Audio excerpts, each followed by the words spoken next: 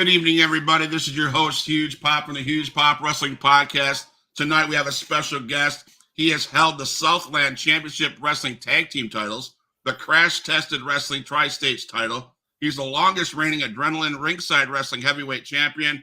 He's showed up on AEW Dark Matches.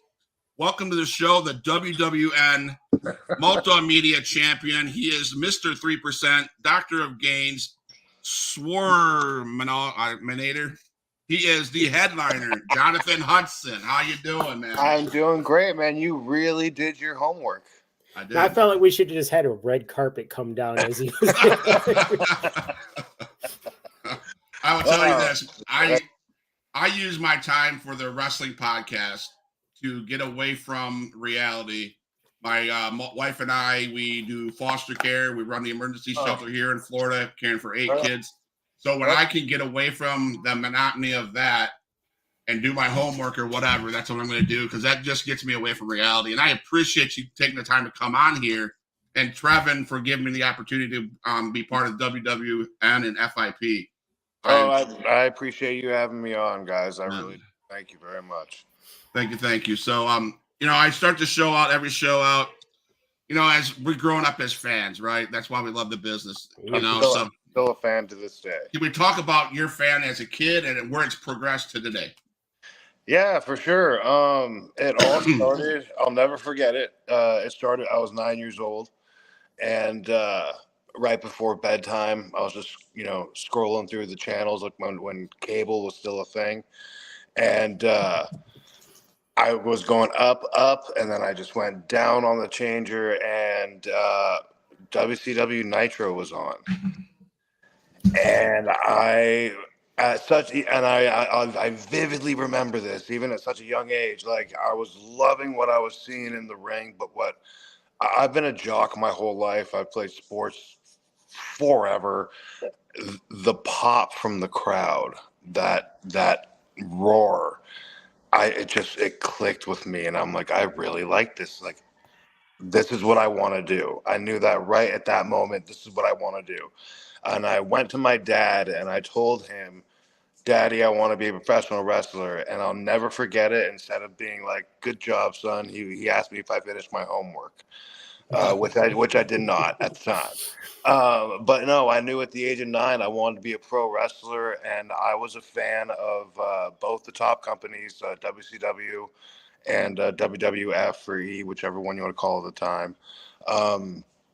But I was so young, I had no idea there was this whole worldwide network of professional wrestling. Yeah. And, as time went on, I got into, the Japanese style, lucha libre,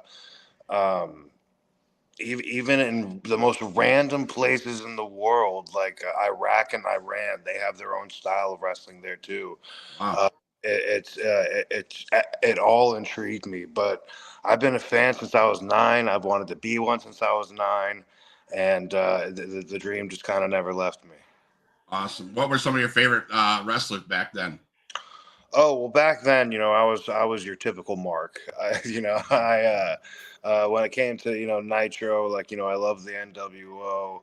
I loved Goldberg, but with Goldberg later on in life, I have my own personal experience with him, and he's not my favorite anymore. But like his intensity is what got me.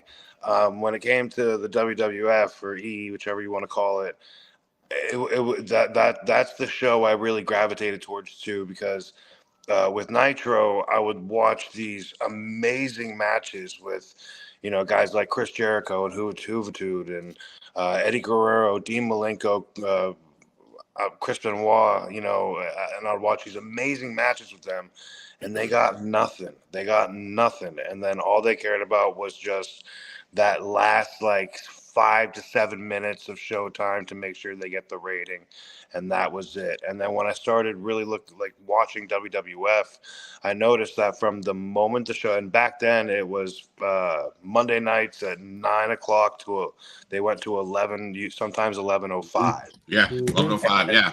Yeah. And from the start of the show to the end of the show, there was a storyline you were invested from guys from Val Venus all the way to Stone Cold Steve Austin. And there was a story for everything, and no matter what time of show, beginning, middle, end, when X-Pac and Kane came out, when they used to be a tag team, Yep. we're like, okay, I know what's gonna happen here. All the way to when The Rock and Stone Cold would wrestle each other. Like, you were just invested in the whole show, and that's when I was just totally WWE all the way. So go ahead, Rico. I don't know if I'm going to take your question, man, but I got to ask. So, being a fan of WCW, did you watch Sting's retirement match? Of course, loved it. I thought, in my honest opinion, I think other than if he would have kept it his retirement match, Ric Flair against Shawn Michaels, I think that you couldn't have asked for a better send off. Mm-hmm. And he did a bunch of cool things. He put his body on the line to do a bunch of cool things. And like the kick out at 1 just show he still had that like old school stinger, like the finishes, and it was the most. I think it was a perfect send off, an absolute perfect send off to someone who's given so much to this business and paved the way for people like myself. So I thought it was awesome. You got to give your hats off to Tony Khan. I mean, Tony Khan gets a lot of hate, but he did that correctly. You had to have Sting win that match. You couldn't. There's no way you could have done that. I hear that all the time. He gets a lot of hate. He gets a lot of hate and a lot of heat. But you got to give the guy his credit. I've seen him. I've with my own eyes seen him work before, and that dude's a workhorse. That guy, he puts in the hours. He puts in the time. He listens to his wrestlers. He's really doing some good work and a lot of hard work. So I tip my hat to Tony Khan most definitely. I got a question I have to ask, and you said you were a WCW guy, right? You said you watched it. Yeah. So who is the greatest WCW champion of all time? Oh my! Right. Well, see, my mind automatically goes towards Goldberg.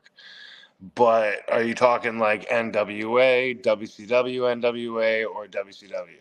I'm talking David Arquette. That's it.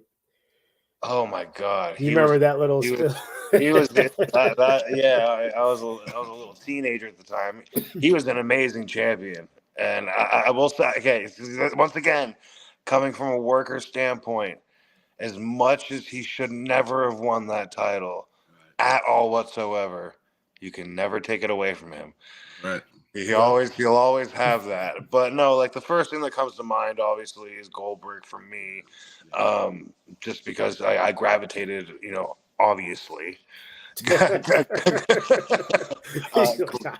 gravitated so much towards that character because, I was a cool kid, but like deep down inside, I'm an angry person, and I hold it in really good, but in the ring, I can let it out in kind of a safe way to where everything's cool at the end. But I really gravitated towards Goldberg, especially in my time. Hulk Hogan, of course. DDP was really cool. Benoit was cool because it was finally cool seeing a little guy get it, or at least a guy of like that short stature, but I don't really think it made sense. Seeing Booker T get it was really cool. But if I had to pick a number one, it would most likely have to be Goldberg, just because it was such a dominant run. Absolutely, 100%. As long as he wasn't giving people concussions. Giving people concussions, but then again, if you like, even if you're not going over, like I'm working Goldberg, I'm getting the biggest payday, or at least the second biggest payday of the night, and I'm only working 2.5 minutes. Well, yeah, true. That's great. So since we're on Goldberg, real quick, Rico, then I'll let you go. Right. I was searching some people that you know, and I was given this question. Yeah. There's an incredible phone call that you had with your childhood hero, Wow. Bill Goldberg. and the extraordinary feelings towards the WWE Hall of Famer at this point. Can you share about that? Can you talk a little bit about that? You really did your homework. Doug deep. Yeah, sure. So, where do I begin? Oh my God. Okay, so at the time, it was like 2009, maybe 2010. My father was driving me from California, Malibu, California, where I'm from, to Tampa, Florida, and I was going to live out in Tampa, try and get into FCW, and WWE was there. And on the way there, my dad had to make a business stop, and the business stop was at a gentleman's house by the name of Ray Story. Ray Story is best known for being the full-blown inventor of electronic cigarettes. Okay. And at the time, they were very brand new, and my dad knew a lot of people that would invest in something like that. So we stopped off in Atlanta. We stayed at his house for the night, and a lot of people with Ray's story. He was also the stage manager for WCW back in the year 2000. So he knew all the guys, and the night before was telling me all these stories about him and Goldberg and how they're like this, and I'm just marking out completely. And then I wake up the next morning, have some breakfast, everything's cool. And then he passes me the phone, and he's like, "Here, someone wants to talk to you." And I'm oblivious. Jesus, how old was I? I was young. I was in my early 20s. Hello, and you can just hear, that voice. You can just hear it, and he's like, "Hey, what's up, son? This is Bill Goldberg. I hear you're trying to be a wrestler." And I absolutely lost it. I'll admit, I wept like a baby. I just thanked him for everything he's ever done for me without even meeting the guy. I just laid it all out there for him, and I'll never forget what he said. He said, and I quote, "Son, I can hear the passion in your voice. I've been out of wrestling for a very long time, but I have a lot of friends that are still there. I hear you're going to FCW. I'm going to make a phone call to my friend Norman Smiley. So when you get there, you have an in." And I was thanking him up and down. This guy is my absolute hero. Everything. Get off the phone, get to Tampa, wake up in the morning, get to FCW. What phone call? Guy never made the phone call. And now that I'm an older man and like I've done it all, I've done as much as I can so far. I could see why he probably wouldn't make the phone call, but I've never told anyone who's ever looked up to me that I would do something for them and not do it. You just don't do that. So I think Goldberg, he can say anything he wants, and don't get me wrong, he's a great money draw and everything like that. But the guy can't work. He never will be able to work. He was just a freak show that happened to be in the right place at the right time. And I hate every ounce in his body. I can care less if he dropped dead tomorrow. Yeah, keeping it real. Yeah, I'm sorry. And No. the wrestling world will be sad, but then you're not like you're never gonna go back and watch a classic Goldberg match. Right. You may watch a little compilation video of him, but you're never gonna go back and watch a Goldberg match. I would much rather be a guy where you go back and watch their match instead of just a little fugazi type guy. Mm-hmm. Oh man. But anywho. So, well, I was going to ask because you had brought up the Ric Flair and Shawn Michaels. Yeah. And I mean, sounds like you kind of agree where I'm at on that one. Is I really think he should have just left it with that match. 100% should have left it with that match. 100% had family right at front row, and since I've been in this business for quite some time, I've learned it's not just what you do in the ring; it's everything. It's the whole, from the two guys that are killing themselves in there, to where the referee's positioned, to where the cameras are, where you need to be. It's all the way out. It's like a volcano. It just, the wrestlers, and it trickles all the way down to ring crew. Like everything has to be lined up.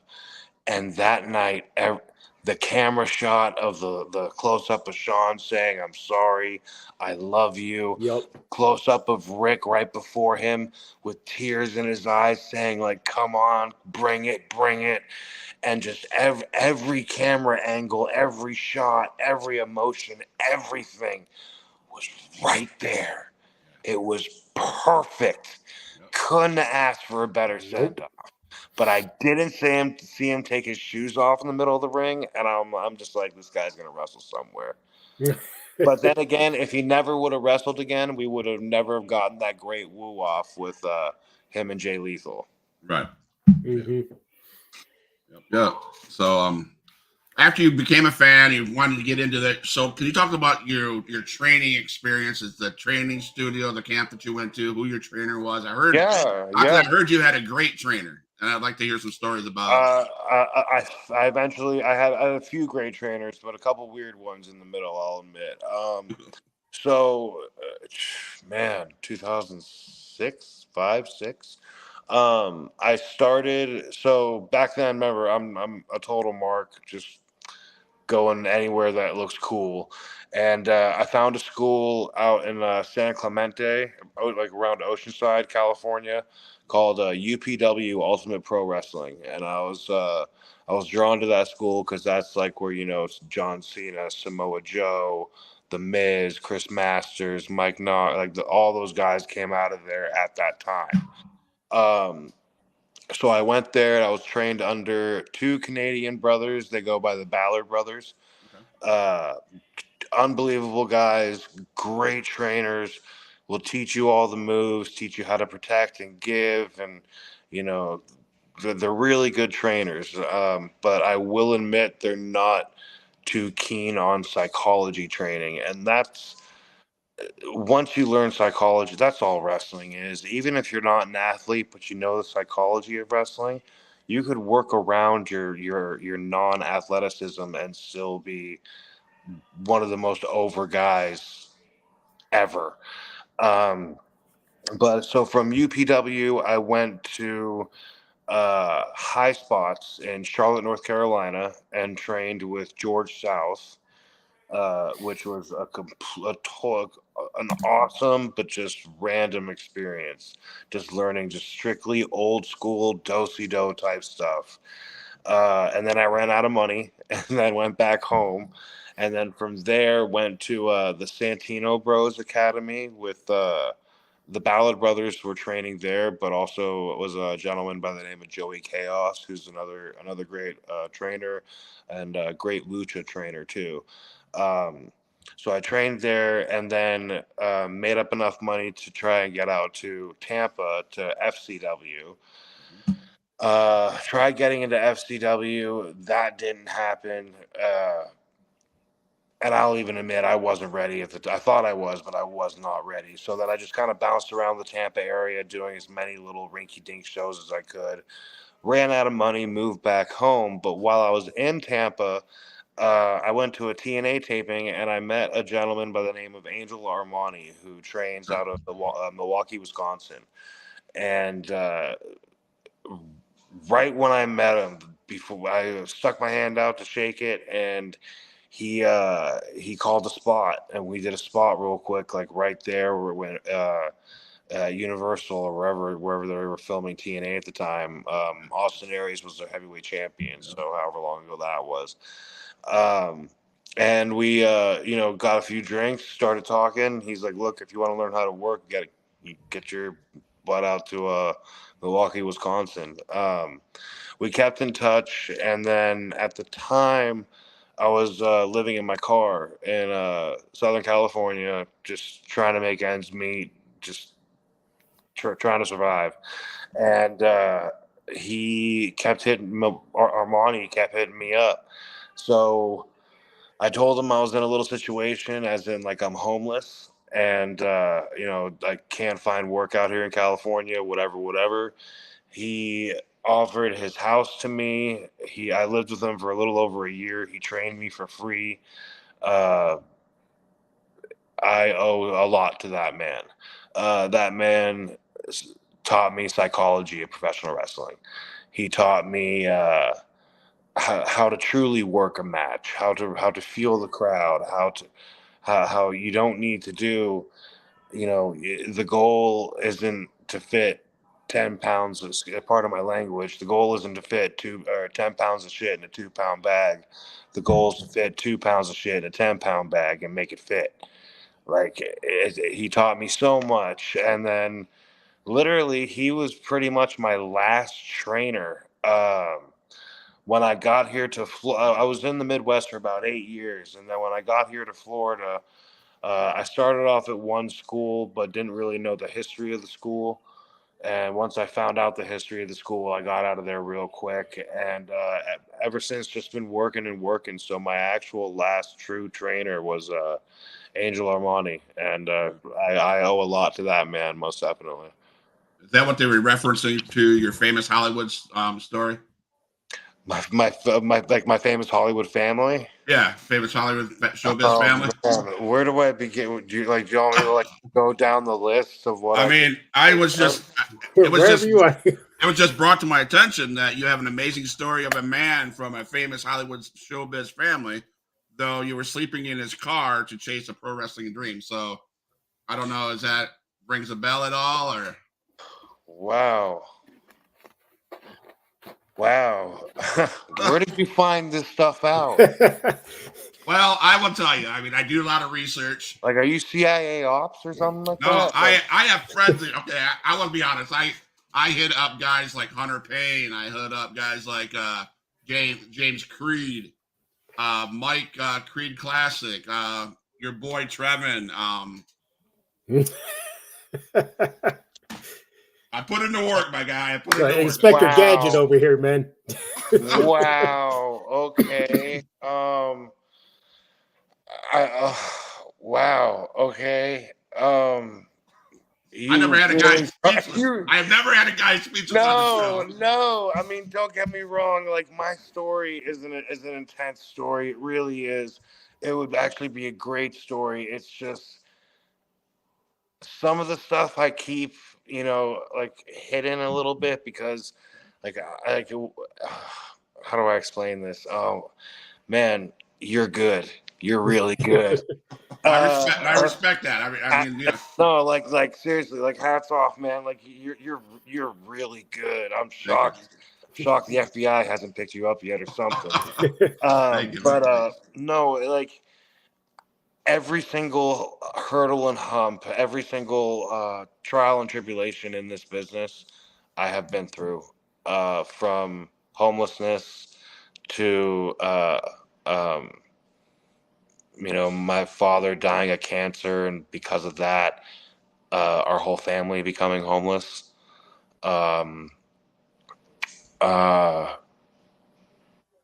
Addiction,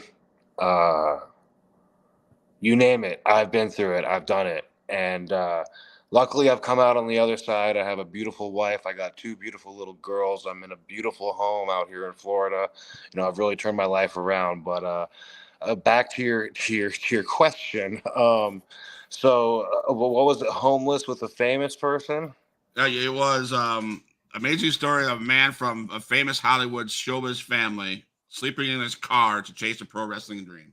Oh, I assume we're talking about me from a showbiz family. So okay, so here we go. So the lineup I can think of. So it dates all the way back to the first person I could think of is an old comedian. He's one of my great uncles, Ed Keenan Wynn. Okay. He's like an old school back in the day, old school comedian. It started off with him, and then it went to my dad and my uncles. They were a band called the Hudson Brothers back in the 1970s. They had 2 television shows on the only 2 primetime networks at the time, the Hudson Brothers Comedy Hour and Razzle Dazzle.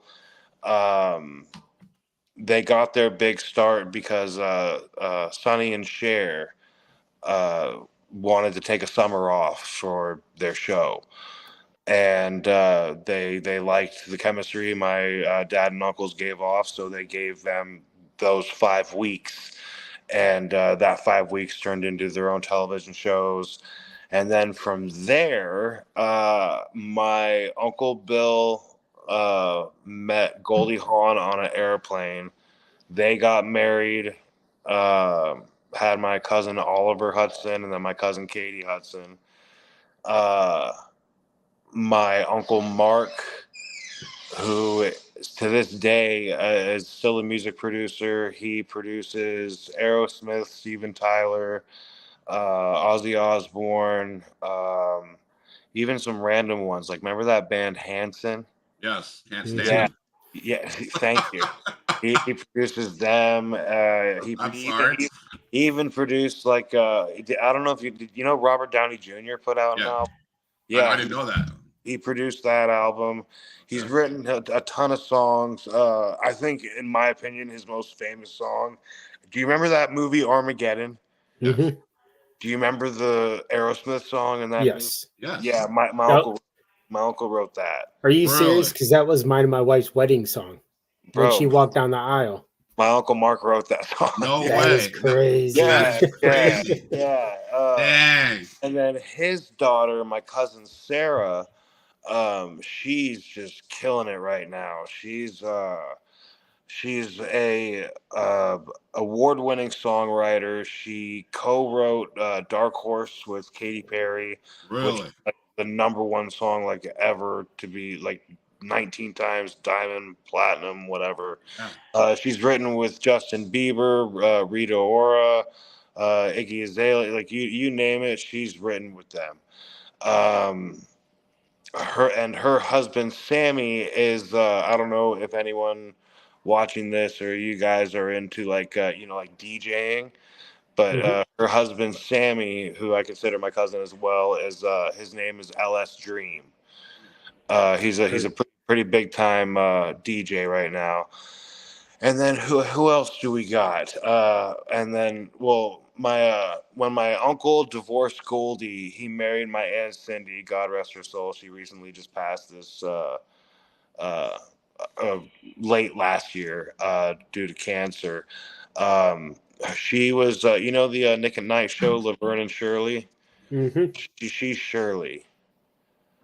Really? Yeah, that's like my aunt, my godmother. She was like a second mother to me. She was the best. Who else? Is there anyone else I'm missing? I could go with my mother. My mother danced in the Royal Ballet. She's from England.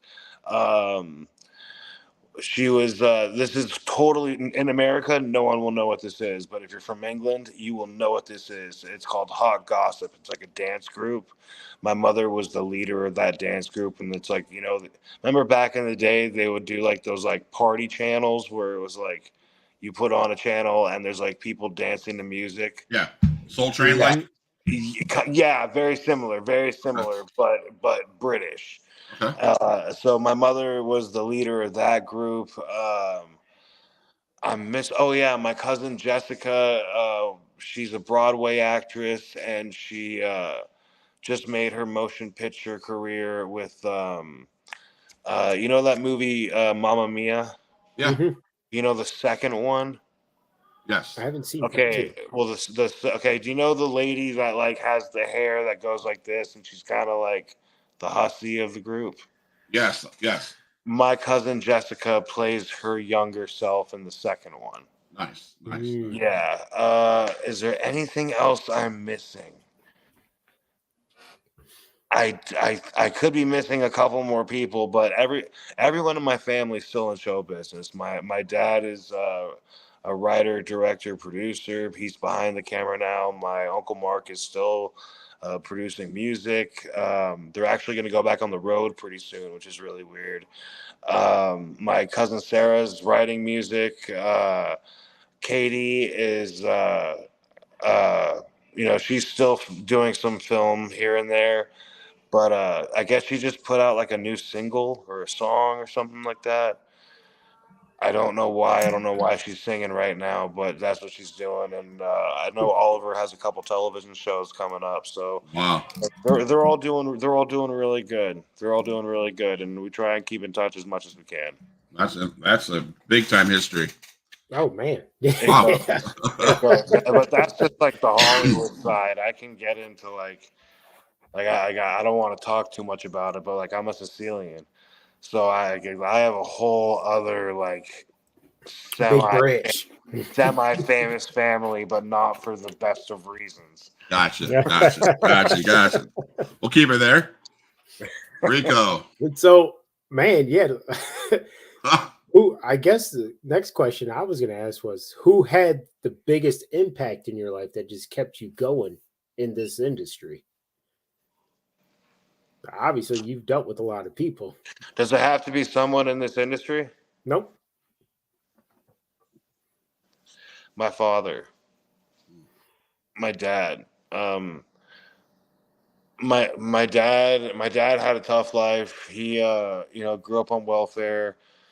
It was just a big Sicilian family, but his father was never in his life. I think I only met my grandfather on that side, I think like once or twice ever.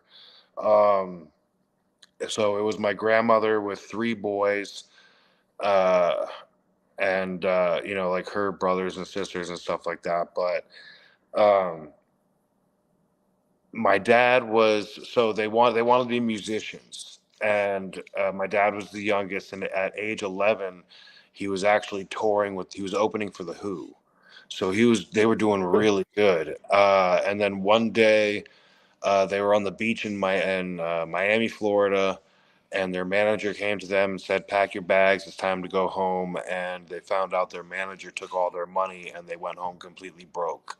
What? So they had to do whatever they had to do to get money. They actually started pitching watermelons to make ends meet, and eventually, so they started playing some clubs, playing here and there. And then back in the day when like Battle of the Bands was a big thing, they won Battle of the Bands, and that's what kind of got them their start. And they moved out to New York and were a band called the New Yorkers, and eventually back to the Hudson Brothers. But my dad did all the stuff that I did, which is traveling literally hundreds and hundreds, thousands of miles for a $40 payday and maybe a hot dog and a handshake, and then having to get back, and then running out of gas and being stuck on the side of the road and having no money. And like my dad went through the whole thing, and eventually at the age of 23 became a millionaire.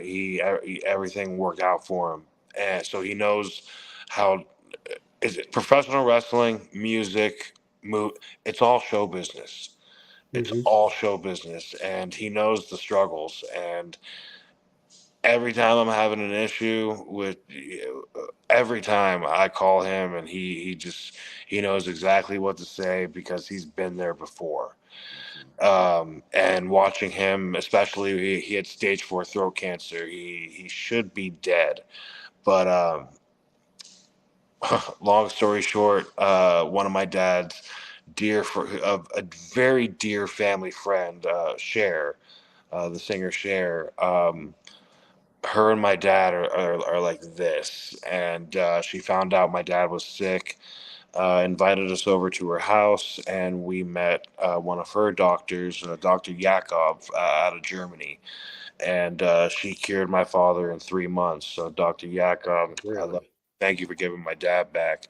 But even watching him fight through the cancer just to get back to normal again, he's the strongest dude I know.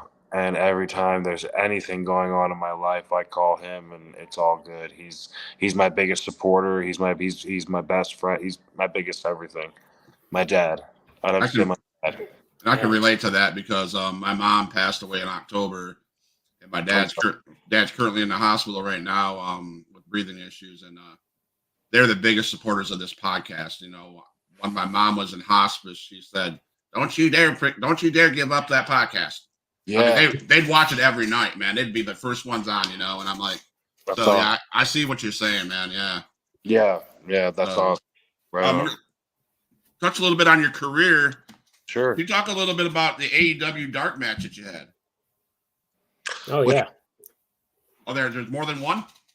Yeah, well, one was never aired because, so when you get there, they have like, it's like they have like they have 2 tapings 2 times a day, so it's 4 tapings. You can be in the first half of the day or the second half.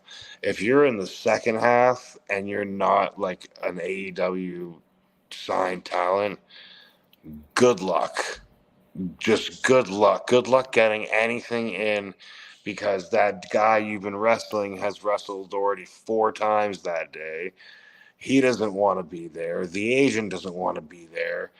It in and out. My first one was a 6-man tag with 2 guys I didn't even know, and 2.0 and Daniel Garcia. Okay. And even 2.0 and Daniel Garcia, great guys. They weren't complaining whatsoever, but you can tell that they probably went to the agent and were like, we want to get out of here. And I didn't even get in the ring. I just got bipped off the apron. That was it. My second one was against what's his face? Come on, the Colonel or whatever he goes by. Oh, I know. I want to say Sean White, but it's not Sean White. He's the snowboarder. Sean Dean. Thank you. See, I don't even remember his name because every time, even after the match, I got messages saying, "Did he thank you for putting him over?" I remember Sean Dean back in Chicago, back in like Illinois. Great guy. He was really cool with working with everything. It was a fun little match, but the whole goal there is just to get over the other guy. You can try your best to get yourself over, but in the end, all they want is their talent to be put over so they look better when they can put them on a different show. I watched the match back. I'm not impressed. I feel within myself I could have done better. I feel within myself I shouldn't have put him over so much. But you live in you. I'm one of those people where you got to make a mistake to learn. You could be told it a million times, but until you actually screw up and go, oh, like these are the consequences, these are the repercussions, this is what can happen. Like if I can go back and redo it, I would have done it, totally redone it differently, but it is what it is. And to be honest with you, AEW isn't really a place I want to be right now. It's very oversaturated. You're lucky enough to get on television. I have a lot of buddies there that show up to Dynamite and they don't, no script, they have no idea even if they're on the show. AEW isn't really a place I would want to be right now. Gotcha. So because you saying you're still a fan. Yeah. And you still watch it. I watch them. I watch AEW. I'm a fan of many of their wrestlers. Well, who's your favorite wrestler right now? My favorite one right now? Me. Well, besides you. I'm not joking. Me. No one else. Me.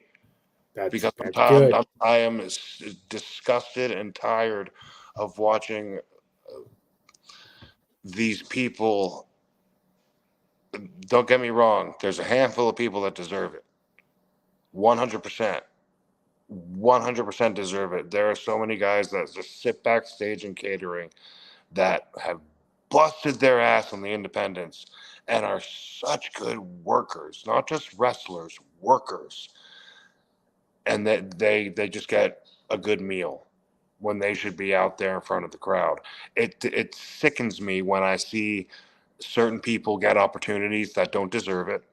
It sickens me that you can just go to college and play a sport now. And, I might be a track and field star. You can't really make a whole lot of money in track and field unless you're an Olympic gold medalist. Oh, hey, here's a WWE contract. We'll train you because you're a college athlete. Well, what about the guys that have been busting their ass for years, driving hundreds and thousands of miles for nothing? How about guys that have been getting neck surgery and coming back 14 weeks later when it takes Stone Cold Steve Austin, the toughest SOB, a year? Took me 14 weeks to get back in the damn ring, and I wrestle as if you never even knew I had neck surgery. I'm my favorite wrestler. I'm tired. Like let's take for example the North American champion right now, Oba. Number one, stop talking in that accent. We all know what you sound like. Number two, ask him who trained him before he reported to the PC. You? You're welcome. And I told him things that he shouldn't have even known. I told him, man, you got 6 months. If you don't show him anything in 6 months, they're gonna drop you. You're a waste of money. And he listened. He listened very well. But no, yeah, I trained him, the North American champ, before he reported to the PC. I'm my favorite. I'm tired of seeing people like this get opportunities that people like me have literally sacrificed so much. I've sacrificed family. I've sacrificed friends. I've sacrificed vacations, partying. I don't know. I've been homeless 3 times. I've lived in my car twice, lived under a bush once. But you would never know I was homeless because I had a $10 membership to Planet Fitness, and I did whatever I could to get that $10 so I could take a damn shower, get my workout in, and try and make it to the next show just in the hopes that I would be seen. When all these people have to do is throw some damn weighted ball or run a 100-yard dash and they get a damn contract? Are you kidding me? It sickens me. It disgusts me. I'm my favorite wrestler because I'm still putting in the work. I'm the one who's still grinding. Every single day, Monday through Friday, I am at the gym bright and early in the morning. I do my cardio. I eat correctly. I actually look like a professional wrestler. When you look at the independents today, look at the people that look like a pro wrestler. I'm right there. There's a reason why they always put me on the front of every damn poster. Speaking of WXW, there's a reason why on my 4th show, I've already wrestled for 2 titles. There's a reason why. And it's my turn for an opportunity. I've never asked for a WrestleMania moment. I've never asked for I've never even asked for a contract. All I've ever asked for is an opportunity because I'm that damn good. I'm my favorite wrestler. Damn good answer. Good answer. And I will, that you answered my question because, I think fans need to understand. I don't have any idea anywhere near what you just said. You said facts, and indie wrestling compared to main stage wrestling, you guys put in your effort, you put into work, and you said it for what? For nothing except for the exposure. And I'm sorry to cut you off. Like I said, I have a wife and two baby girls at home, and for nothing. And I still have to figure out how to provide for them when I'm watching these pieces of crap that were just college athletes that aren't going to make it to the next step because they're not that good. Their dream was to play football. Their dream was to run. But you're not good enough to make it to the next level. So you take the easy way out when someone hands you a silver spoon. When we're the ones who are grinding day in and day out. You could ask my wife. We get in fights over it because for hours every day I am watching wrestling. I am studying wrestling. I dream about it. I think about it. Everything I do is because of wrestling. I don't eat like a gerbil because I want to. I don't go to the gym and kill myself because I want to. I do it because I have to, because I was told a very long time ago, if that call came today, you better be ready tomorrow.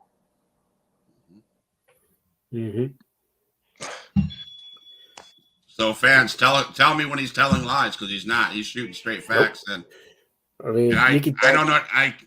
You could end a podcast right now, and if you heard what he just said, guys, on this podcast, it might wake some people up in this business. No, it's not like it used to be, to where you had to bust your ass and try to prove your worth. Nowadays, it's more of just like you were saying. You're a name in a college. Here you go. Oh yeah, he played a professional sport. Okay, so what was that sport? Oh, it was baseball. Okay, well that's with a ball and a stick. I played Me personally, I played ball for 17 years.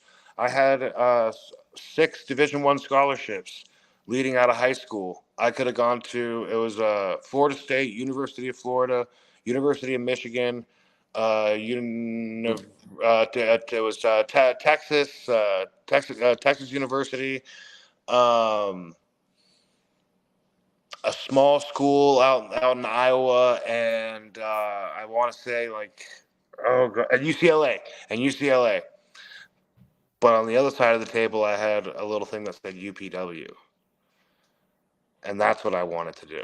I wanted to be a pro wrestler. I love baseball, but I want to be a pro wrestler. If I could take it back, I would have signed, done my couple of years, gone to the pros, done the 3-year minimum, broken my arm, been done, and then started training for being a pro wrestler. And story can be different, but since I was 9 years old, this is all I've ever wanted, and I haven't stopped, and nothing has stopped me. My neck surgery hasn't stopped me. Nothing stopped me. That's why I'm also my favorite wrestler. It's because nothing has stopped me. I've been told you're too short, you're not big enough. Well, you know what? Now I'm 232 pounds, and when I'm backstage at WWE, they won't use me sometimes because I look bigger than their guys. Where's my opportunity? That's a shame. So you probably don't acknowledge the tribal chief then, huh? Oh, I totally acknowledge the fact.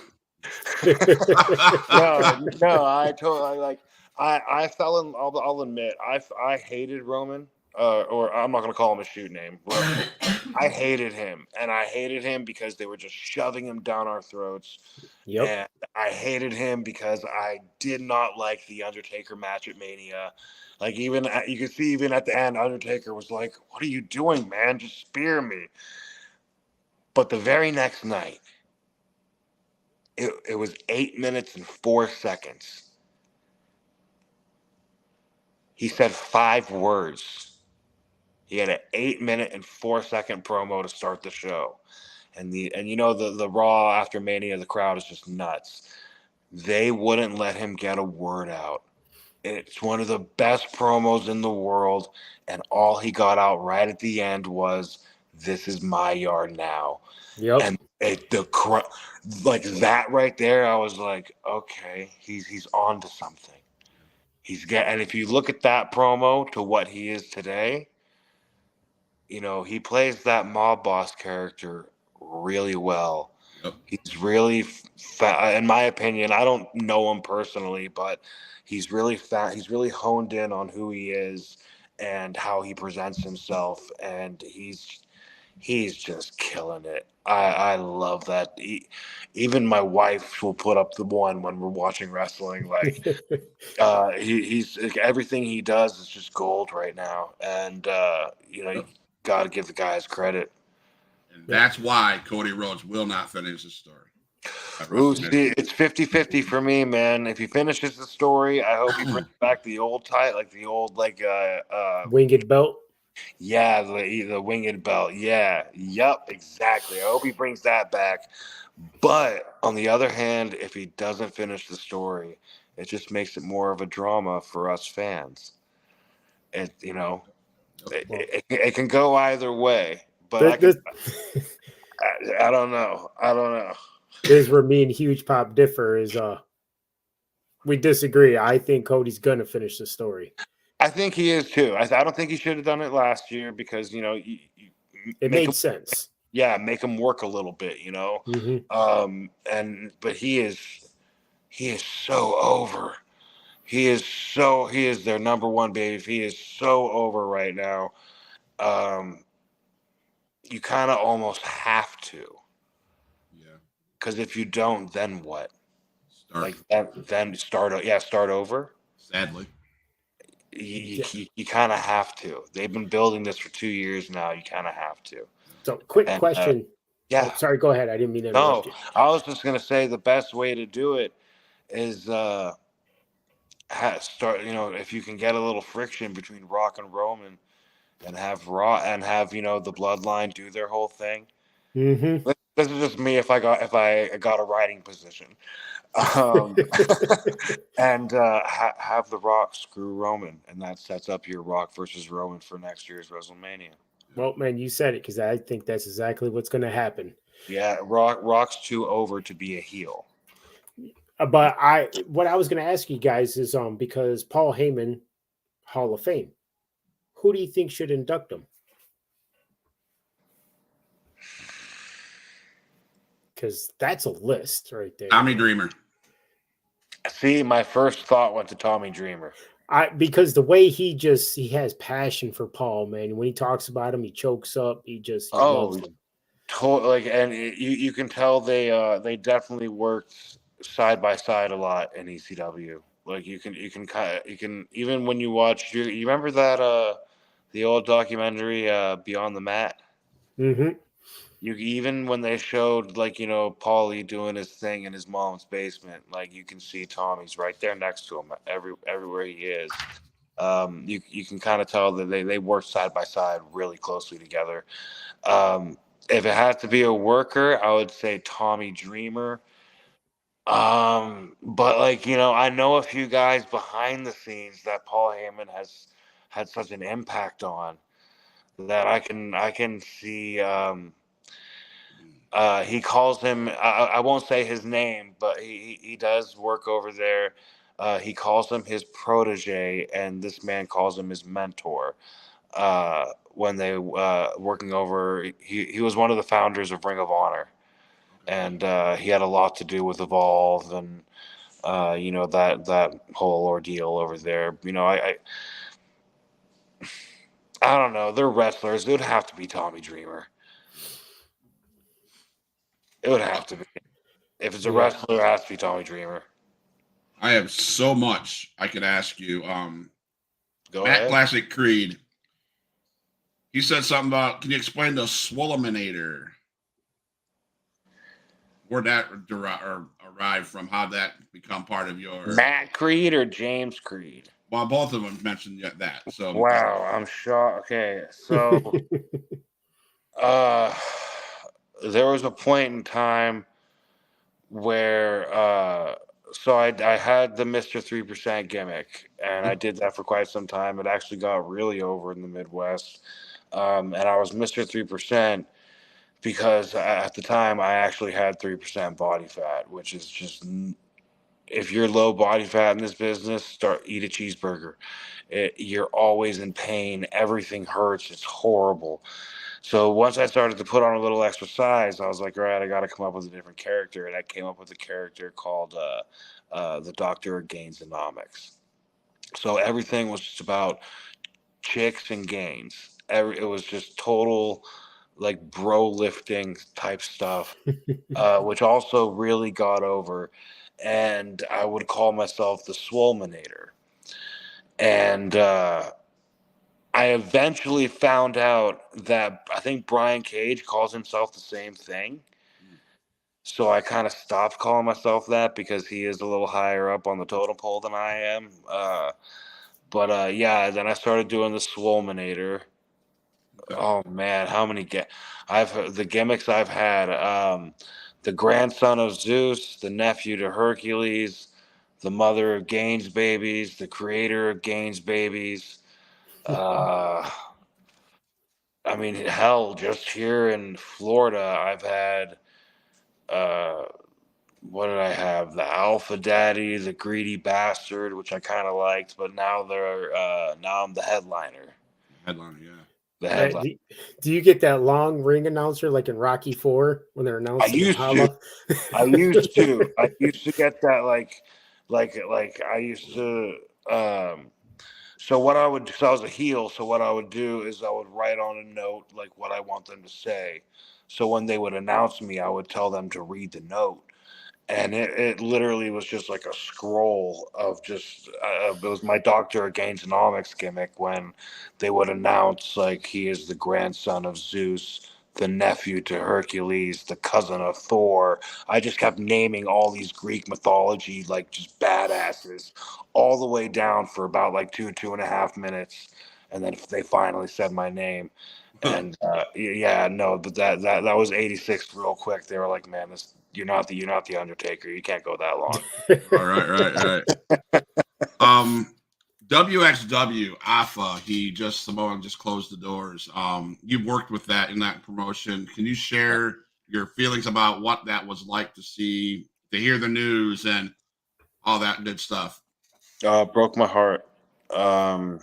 I was there at that show when he announced it. I was in the main event with Vertigo for the heavyweight championship. I think I'm on the last show. The card hasn't been put out yet. I'm not too sure, but it was a punch in the chest, man. It was out of nowhere. And to be honest with you, I met Pops.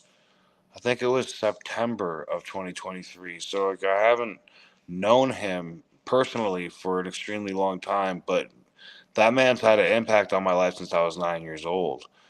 And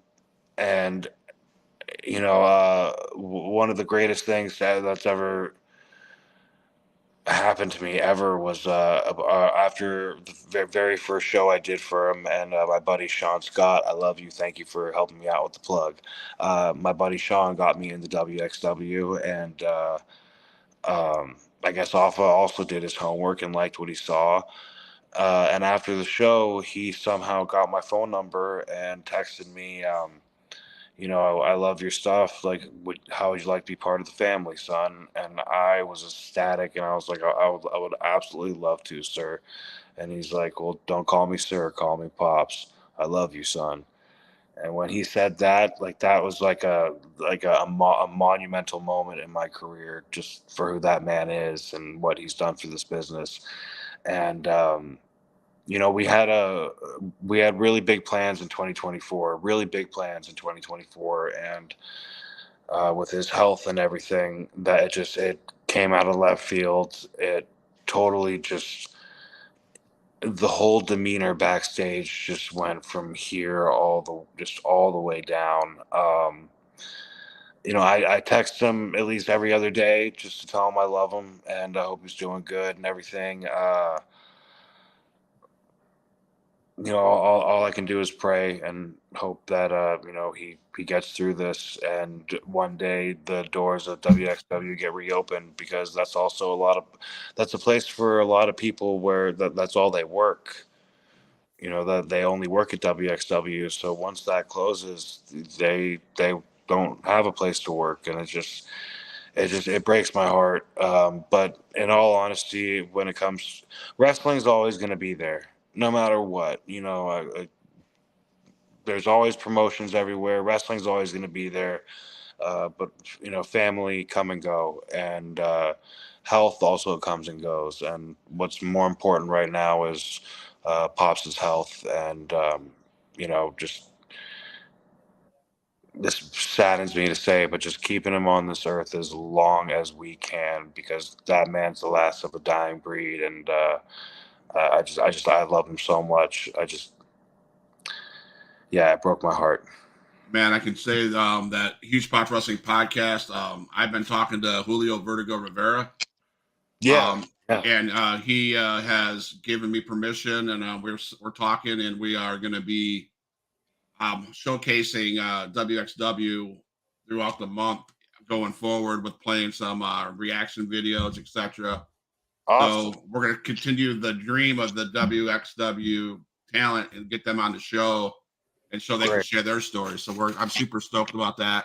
And Pops might come on for 2 or 3 minutes, Julio said, to say hi, and I'm like excited about that. So awesome. I want to just thank the man. Like you said, he's been a big man in this business for a long time, and it'll be a blessing to cover WXW going forward. Try not to geek out. I really appreciate that. That man deserves all the exposure. He deserves all the praise. everything he's done for this business and done for other people in this business, it's what he does behind the scenes that really make him who he is. And he's a gem. I love him to death. And Pops, if you're listening or watching, I love you. Absolutely. Rico. Last question, because I know we just hit the hour mark, but because you mentioned you didn't really care for AEW right now, but if you're given a chance, would it be WWE or Impact? If you're given a chance for one of them, WWE, no doubt in my mind.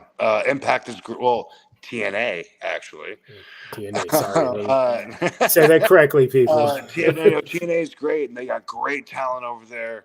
I've worked some of the talent over there, so like it would be awesome to work there. And also, I do understand that where they're located, I would be home more often, which I know my wife would love. But I've had one goal since I was 9 years old, and that is to be a WWE superstar. I've had every hurdle, trial, tribulation put in my way, from neck surgery to addiction, and I've beaten it all. I have an amazing story. I really feel not only on the wrestling side, but outside the ring, I could touch a lot of people and, show them that, you don't have to be perfect to get the job done. You can, if you really want it, you can get it done. And especially with the guys they have at WWE right now, no offense, those are the guys I need to be working. I love all my coworkers. I have so much respect for all of them. My goal at the end of the night is to make sure they can go home and be with their families and not in pain and all that good stuff. But at the end of the day, WWE, that's where I need to be. That is where I need to be, and that's where I know I can flourish because I'm something they don't have. Everyone there is flashy and playing a gimmick, and everyone talks about Seth Rollins, but I could always just watch Joaquin Phoenix's Joker and I get the same character. Everyone talks about how great LA Knight is, but I could just watch an old Stone Cold Steve Austin and Rock match or an old Stone Cold and Rock promo and get the same thing. I'm a throwback. I'm something that you haven't seen in a long time. You know what? A good friend of mine, Trevin Adams, said it best. I won't say the person's name he said because I'm not trying to blast anyone, but I'll say my name. He said, "This person's a good wrestler, but you actually look like you can beat the shit out of someone." And that's something the WWE needs. Is someone who looks like they could, the whole UFC WWE merger. It would be great to have someone who has an MMA background, an actual worker in the wrestling ring, and someone who I love pain. I got missing teeth. I got scar. I love pain, and I love giving pain. I love this business. This is everything I've ever wanted. WWE 100%. And I know if I'm given the opportunity, it's just going to be like every other promotion that I step my foot into. I'm a champion in less than a year. That's how it was at WWN. That's how it is everywhere. So that's why I like when you mentioned how they brought in Ronda Rousey when they first brought her in. Big mistake. You got somebody who's not afraid to get hurt or hurt someone. She was brought in as a stunt. Look, come on, let's be honest. She was brought in. She was. And don't get me wrong. If Ronda and I got in the octagon, hopefully I can get an arm around her and out-muscle her, but she would probably whip my ass, and I'm man enough to admit that. She would kill me. But in a wrestling ring, you can only do so many judo throws and make them look cool. You got to start learning how to work. And when the finish to the match is a T-bone little roll-up, put your damn shoulders on the ground. Yeah, sure. Like, learn how to work. Especially if you're wrestling for the #1 company in the world, you need to know how to work that camera right there, but also realize when that red light's not on, that red light's on. Okay, I'm going to start working over here. You have to be aware of your surroundings and know everything. And, some people who aren't aware of their surroundings are in there. But yeah, but Mayhem Media has a question, but I want to talk. I'll get to you, Mayhem Media. Thank you for coming on the show. I want to get to WWN to close the show, but because all respect to Trevin Adams, Jonathon Hudson coming on from he's a multimedia champion at WWN. But I want to touch on briefly before we get into the WWN stuff. Chicagoland Championship Wrestling. Wow, that dude, is you are an agent, aren't you? Nope. Just blowing your mind today, Amy. You're like Mossad, homie. You're MI6. You're 007 over here. Wow, Chicagoland. What about it? I heard so there was a AEW inspiring promo for the Chicago connection that caught everybody's eyes. Yeah. Can you shoot that promo real quick? Sure, why not? So all they wanted me to do was come out and cut a promo, which I didn't like at the time. I really wanted to wrestle, but they gave me full range. They were like, you have like 2 or 3 minutes. Just get this over and get this over. Fill in the rest of the blanks. And it was right after COVID. It was right after being shut down for so long and stuck inside. And I was just saying, like I said in the beginning of the podcast, I really am an angry person. If you just give me an opportunity to show it, you'll hate me. And I was like, okay, like what the hell am I going to say? And I was like, you know what? I'm just going to let it all out. I'm going to let it all out.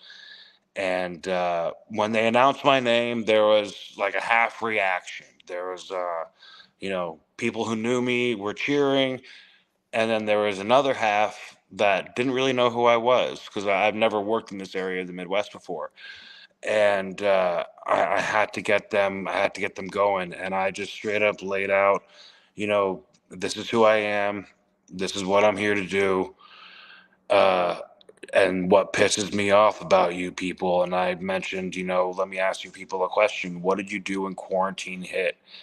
And there were some boos and not a whole lot. And I was like, I'll tell you what you did. You did a whole lot of nothing.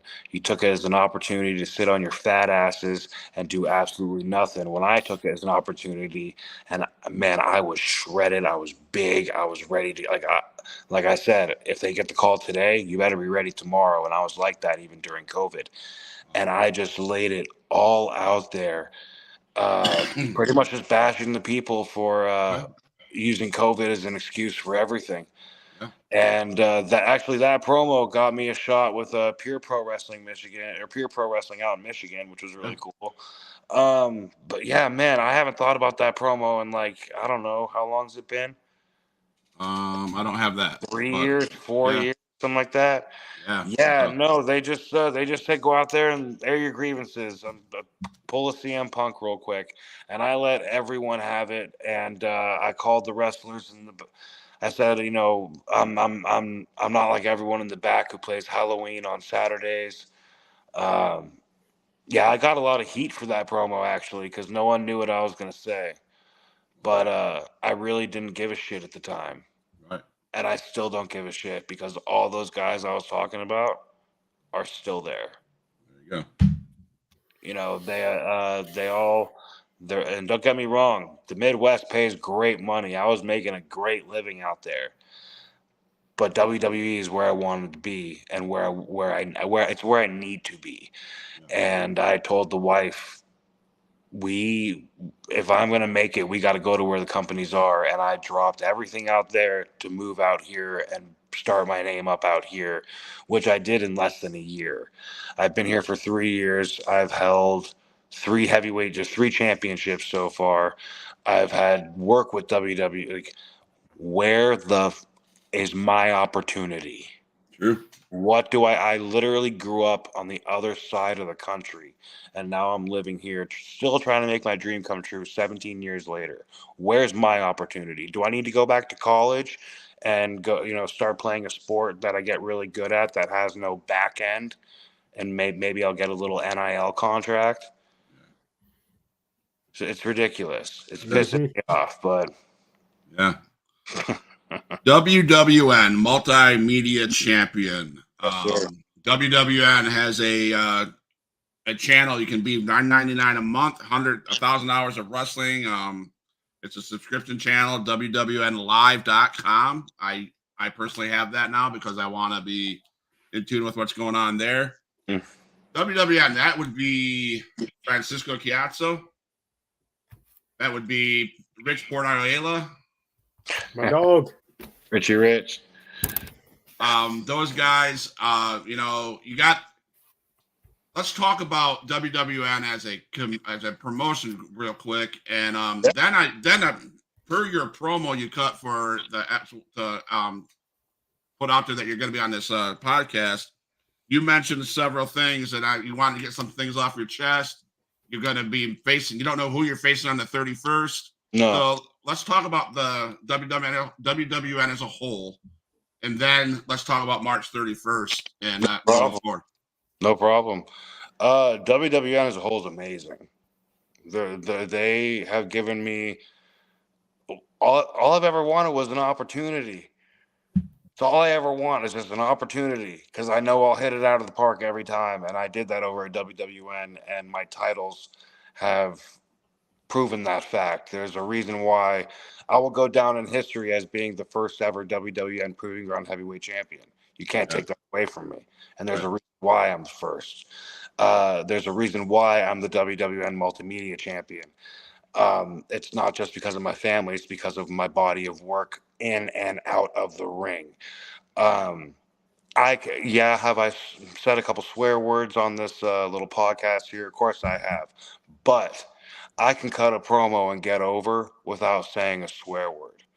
And there's just, the one thing I really want to get off my chest is there's something I want. There's something I want really bad. And don't get me wrong, I love this WWN Multimedia Championship. I absolutely love it. There's nothing greater in this business than holding a title, especially for a promotion like WWN. WWN they're a staple here, not only in Florida, but across the whole independent circuit. When you work for WWN, you're somebody in the independent circuit. At the bare minimum, you're somebody because of what WWN is. You mentioned that you had Auguste Autois on this podcast last time earlier. Love the guy. Much respect for him. I don't think he's a good representative for this company. Every word out of his mouth. Well, you know what?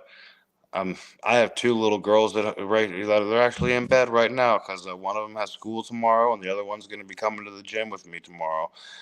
And if they're at a show and they watch August wrestle, and he's a great wrestler, always puts on a show, and he wins, and he's holding what we have now, which is the most prestigious championship in WWN, which is the FIP World Heavyweight Championship. But I want it all. I want the WWN Championship back, and I want it around my waist. When my little girls are watching and he says on the microphone, "Suck my dick from the back with your nose in my asshole," you think my kids are coming back to you think any kid is coming back to a show? Nope. You just lost half. And then when you say, "God damn," I don't care what your religion is. I don't care what your belief is, but you just lost half your audience right there. Yeah, absolutely. I don't think he's a good representative for this company.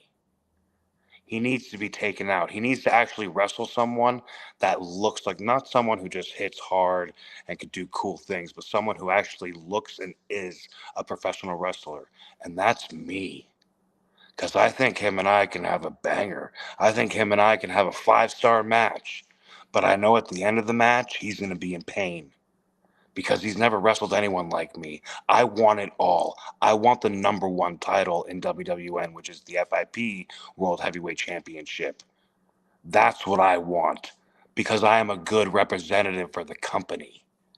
I have a wife. I have 2 little girls. I don't need to swear. I'm in a promo to get over. I have the family. I have the Hollywood family background. I am the perfect representative for any company, and that's what I want, is the FIP World Heavyweight Championship. August, just because I respect you doesn't mean I have to like you. So is that in the future? Is there an opening? Or is he going to run scared from you? Are you going to pursue that? You're going to get a hold of? Well, I know right now he's working his deal with Brock, with Brock right now, which is a man who I've beaten before in the past, twice actually, and which is a man who's also beaten me. But the only difference between me, who he's beaten, and everybody else is that he needs to hit his clothesline twice on me. The footage is on YouTube. You can go back and watch it. He needs to hit his finish twice on me when he only has to hit it once on everyone else. But it was at before August won the title, it was his time. It was his time. And I respect everything he's done with that championship. I respect the fact he's brought it to the UK. I respect the fact he's bringing it around the country. I respect the fact that he's bringing exposure to FIP, to WWN FIP. I respect that. But you need a good representative to do it. And I don't think he's a good one.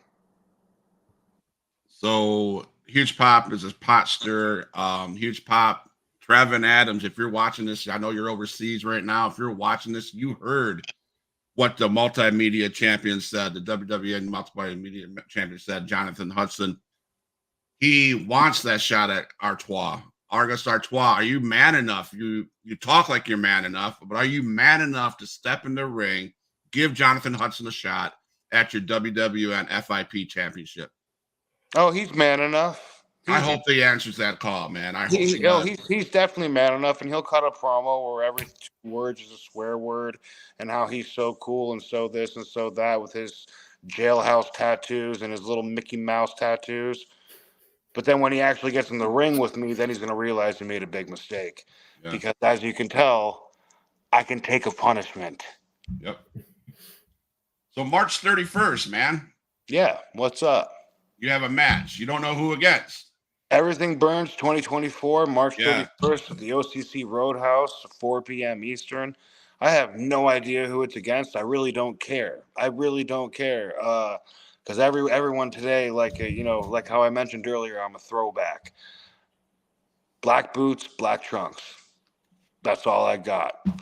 Everyone, I already know I'm probably going to wrestle someone with some shiny, glittery, 170 pounds soaking wet, schmuck who thinks he knows that he's cool and can, do a springboard. Whoop-de-frickin' do. Mm-hmm.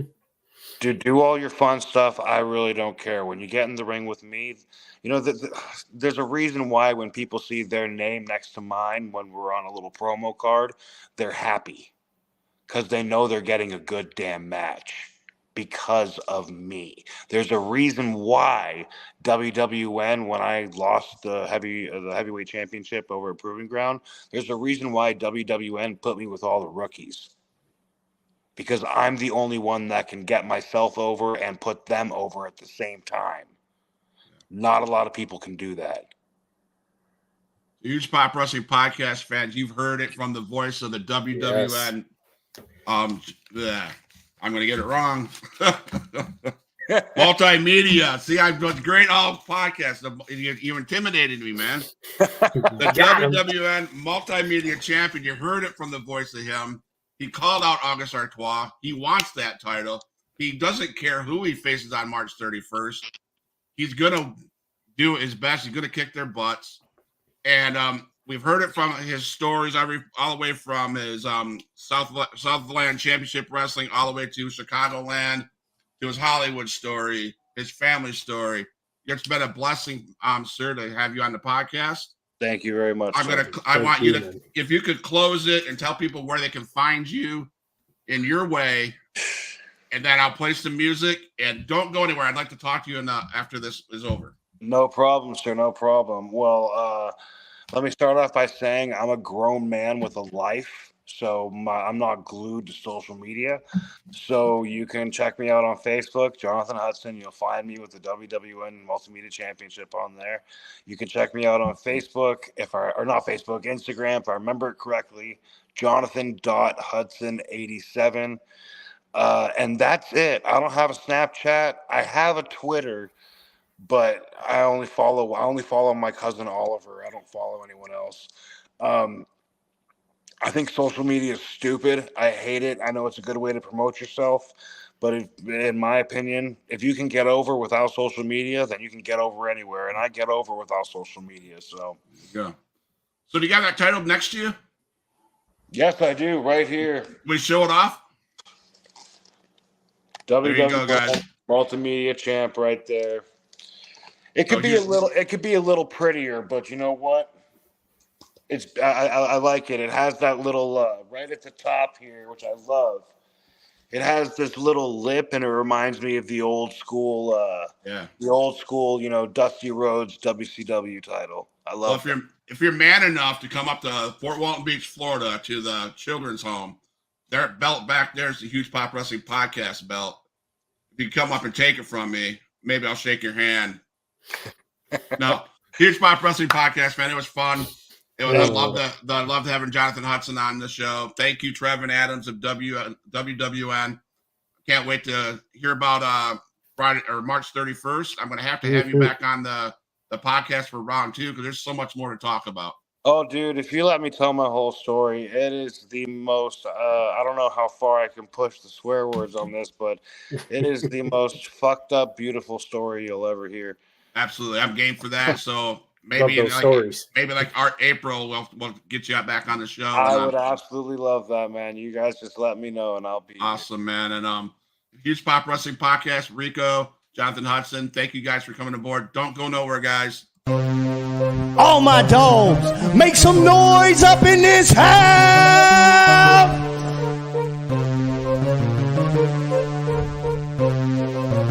Who is in the house? Who is in the house? It's the gangster of destruction, so you know what's going down. And when the drive-by's coming, then you better hit the grind. Cause when your body hits the canvas, then your head is knocked out.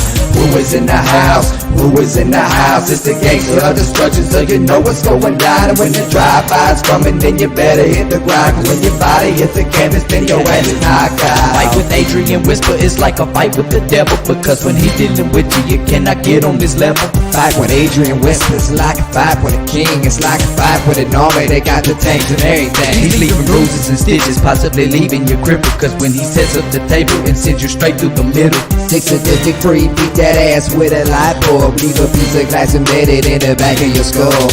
Who is in the house? Who is in the house? It's the gangster of destruction, so you know what's going down. And when the drive-by's coming, then you better hit the ground. Cause when your body hits the canvas, then your ass is knocked out. Who is in the house? Who is in the house? It's the gangster of destruction, so you know what's going down. And when the drive-by's coming, then you better hit the ground. Cause when your body hits the canvas, then your ass is knocked out.